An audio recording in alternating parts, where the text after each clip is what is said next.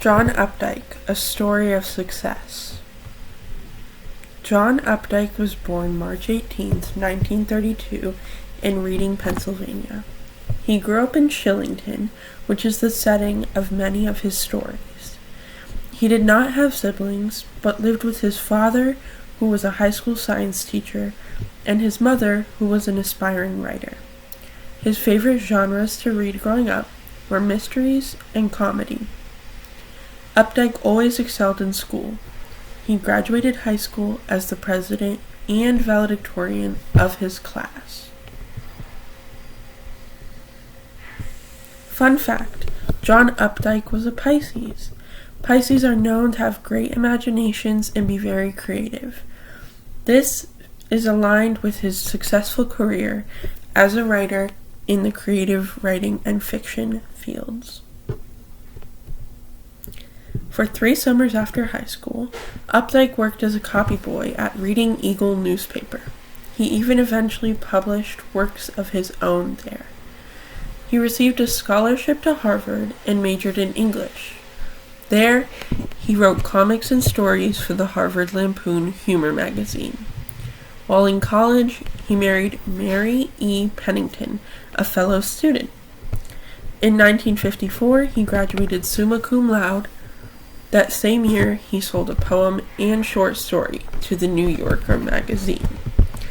Next, Updike moved to England and studied at Oxford. There, he and his wife had a daughter. After that, he moved to Manhattan and became a staff writer at the New Yorker magazine. In 1957, after his son was born, he moved his family to Ipswich, Massachusetts. He would continue to live in Massachusetts for most of the rest of his life. In 1958, he released his first book, a collection of poetry called The Carpentered Hen, and his first novel, The Poorhouse Fair. In 1968, his novel Couples was a bestseller and got him on the cover of Time magazine. He would be featured on the cover again in 1983 for his novel Beck is Back. In the 1970s, he traveled as a cultural ambassador for the United States. He even signed a letter urging Soviet writers to defend Jewish cultural institutions that were under attack.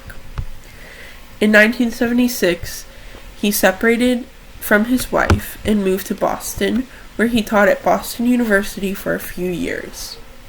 He would later remarry Martha Ruggles Bernhard in 1977.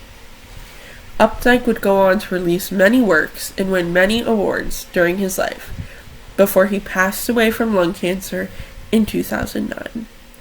Now we're going to talk about those most famous works and those impressive awards that he earned. Updike used his skills to create many types of literature, including poetry, short stories, novels, literary criticism, comics, and essays. When writing fiction, he worked within the genre of literary realism. Some of his most famous work includes the Rabbit Run series, the short story A&P, the Beck series, and The Witches of Eastwick, which would later be turned into a movie. The sequel to this book, The Widows of Eastwick, is Updike's last book he wrote.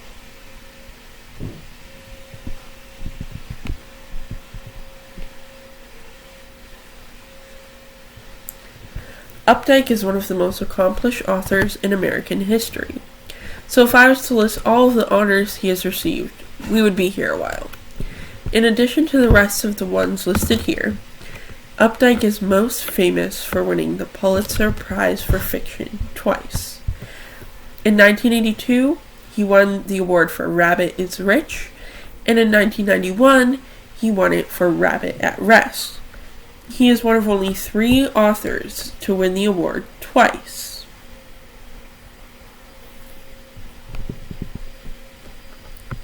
John Updike swore by a slow and steady writing process.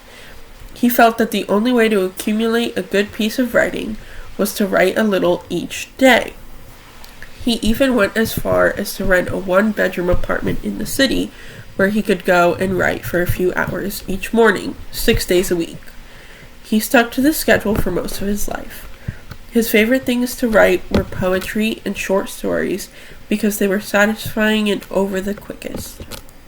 In addition, Updike found it important to write about ordinary people and situations. This is shown in this famous quote from him. "We're past the age of heroes and hero kings. If we can't make up stories about ordinary people, who can we make them up about?" Fun fact number 2. John Updike was a Christian his entire life. Despite many of his peers being atheists, Updike was raised a Christian, so he continued to be an active member of the faith his whole life.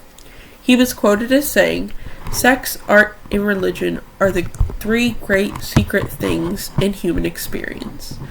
He also had a preoccupation with philosophical questions. Finally, I will read one of Updike's poems, saying goodbye to very young children. "They'll not be the same next time. The saying, 'so cute, just slightly off,' will be corrected. Their eyes will be more skeptical, plugged in more securely to the worldly buzz of television, alphabet, and street talk culture polluting their gazes dawn blue. It makes you see at last the value of those boring aunts and neighbors, their smells of summer sweat and cigarettes, their faces like the shapes of sky between shade-giving leaves, who knew you from the start when you were 0.